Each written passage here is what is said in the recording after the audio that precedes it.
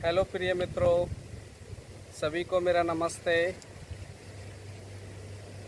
आप सभी का technical yoga science education YouTube channel पे स्वागत है।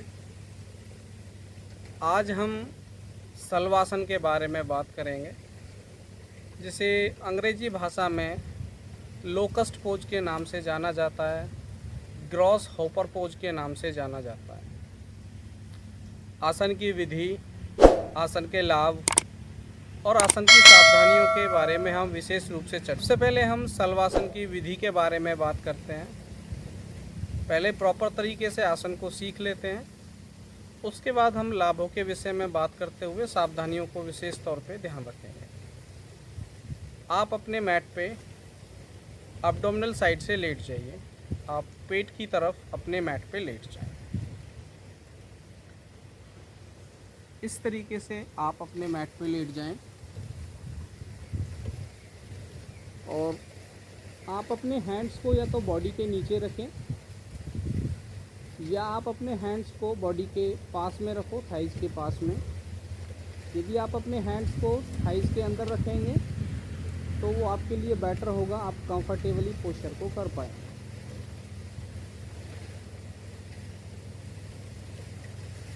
चिन को ग्राउंड पे रखना है और पीछे से धीरे धीरे एक एक पैर को अप एंड डाउन करना है। इनहेल के साथ राइट लेग अप करेंगे,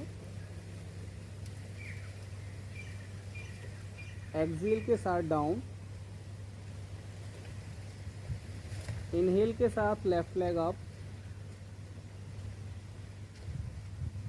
एक्सहेल के साथ डाउन। तो इस तरीके से धीरे धीरे आपको एक एक पैर को पीछे से अप एंड डाउन करना है स्टार्टिंग में। जब आपको 1-2 दिन अभ्यास करते हुए हो जाएं, तो उसके बाद आपको दोनों पैरों से इस आसन का अभ्यास करना है। तो ये तो आपका सिंपल पोज हुआ, स्टार्टिंग के लिए हुआ। जब आप बिगनर्स हैं तो इस तरीके से इस आसन का अभ्यास करें। अब हम सेकंड स्टेप पे जाते हैं, जो थोड़ा एडवांस आसन होता है। एक बार हम देख लेते हैं किस तरीके से एडवांस आसन को करते हैं। दोनों हाथों को बॉडी के नीचे ले जाएंगे दोबारा से इसी तरीके से, और पीछे से अपने पैरों को अप करेंगे।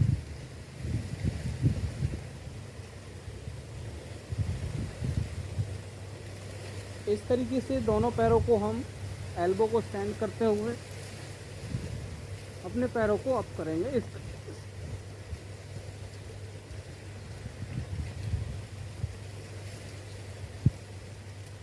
तो ये थोड़ा एडवांस आसन हो जाता है। तो यदि इस तरीके से आप करना चाहते हैं तो पहले अपनी एल्बो को स्टैंड करेंगे, और एल्बो को स्टैंड करने के बाद अपने एब्डोमिनल वाले हिस्से को, वेस्ट वाले हिस्से को, लेग्स को एयर में करेंगे। तो ये इसका फर्स्ट और सेकंड लेवल का सलवासन हुआ। थर्ड लेवल पे क्या करते हैं, थर्ड स्टेज पे हम जैसे ही हम सेकंड लेवल को करते हैं तो थर्ड स्टेज पे हम अपने पैरों को, नीज को बेंड करते हुए अपने हेड से टच कर लेते हैं। तो वो काफ़ी एडवांस आसन हो जाता है। तो इस तरीके से आप पहले सिंपल तरीके से सीख जाएं, और चाहे तो आप सेकंड स्टेप को भी सीख सकते हैं। थोड़ा वॉल का सहारा लेके एब्डोमिनल साइड से लेट जाएं और अपनी लेग्स को वॉल के ऊपर ले जाएं, अपने नीज को, थाइज को वॉल से टच करें, तो आपके स्पाइन में फ्लेक्सिबिलिटी आ जाएगी। आपकी जो स्पाइन है वो फ्लेक्सिबल बन जाएगी। तो फिर आप थर्ड लेवल पे जा सकते हैं। बट लेकिन स्टार्टिंग आपको फर्स्ट लेवल से ही करनी है, जो अभी हमने बताया था आपको। एक एक पैर को धीरे धीरे इनहेल करते हुए अप करना है और फिर डाउन करना है, फिर सेकंड लेग को अप करना है, फिर डाउन करना है। तो इस तरीके से आप सलवासन का अभ्यास कर सकते हैं। केयरफुली करेंगे, सावधानी पूर्वक करना है। वीडियो के माध्यम से आप पहले प्रॉपर तरीके से सीख जाएं या किसी से गाइडेंस लें, उसके बाद आप आसन का अभ्यास करें, तो आपके लिए बेटर होगा और किसी भी तरीके की आपको बॉडी में इंजरी नहीं होगी। अब हम आसन के लाभों के बारे में बात करते हैं। विधि को सीखने के बाद यदि आप प्रॉपर तरीके से आसन का अभ्यास करते हैं तो ये जो सलवासन है आपको काफ़ी लाभ पहुंचाता है। आपके जो पीठ में दर्द रहता है, सामान्य पीठ दर्द को ये ख़त्म करता है। आपके L3, 4, 5 में गैप हो गया है, मीन्स आपको लंबर स्पॉन्डिलाइटिस की दिक्कत है, आपने काफ़ी ट्रीटमेंट करा लिया, काफ़ी मेडिसिन आपने प्रयोग कर ली, लेकिन आपको किसी तरीके का कोई फ़ायदा नहीं हुआ, मीन्स आपको परमानेंटली सॉल्यूशन नहीं मिला है। यदि आप लगातार इस आसन का अभ्यास करते हैं, शलवासन का, तो ये आसन आपको काफ़ी बेनिफिशियल होता है, आपको काफ़ी फ़ायदा पहुंचाता है। आपकी जो इंजरी है आपकी स्पाइन में, मीन्स आपको जो लंबर स्पॉन्डिलाइटिस की दिक्कत है, उसमें आसन काफ़ी फ़ायदा करता है। यदि आप इसका 2 से 3 महीने लगातार अभ्यास करेंगे तो आप अपने आपको जो प्रॉब्लम है, आपको जो लंबर स्पॉन्डिलाइटिस की दिक्कत है, उसको ये कंट्रोल करने में, उसको ठीक करने में ये आसन काफ़ी सहायक होता है। आपका बॉडी का वेट बढ़ा हुआ है, बॉडी के वेट और फैट को कम करने में सहायक होता है। आपको कॉन्स्टिपेशन की शिकायत है, कॉन्स्टिपेशन को ये समाप्त करने में सहायक होता है। आपका अब्डोमिनल जो डिस्टर्ब रहता है, मीन्स आपको पेट में बार बार दर्द हो जाता है, तो इस तरीके की समस्याओं को ये आसन ठीक करता है। आपको जनन अंगों से संबंधित किसी तरीके की कोई प्रॉब्लम है, आपका लीवर प्रॉपर तरीके से काम नहीं कर रहा है, आपकी किडनी प्रॉपर तरीके से काम नहीं कर रही है, किडनी से संबंधित किसी भी तरीके की आपको कोई प्रॉब्लम है, उसमें यह आसन लाभ करता है।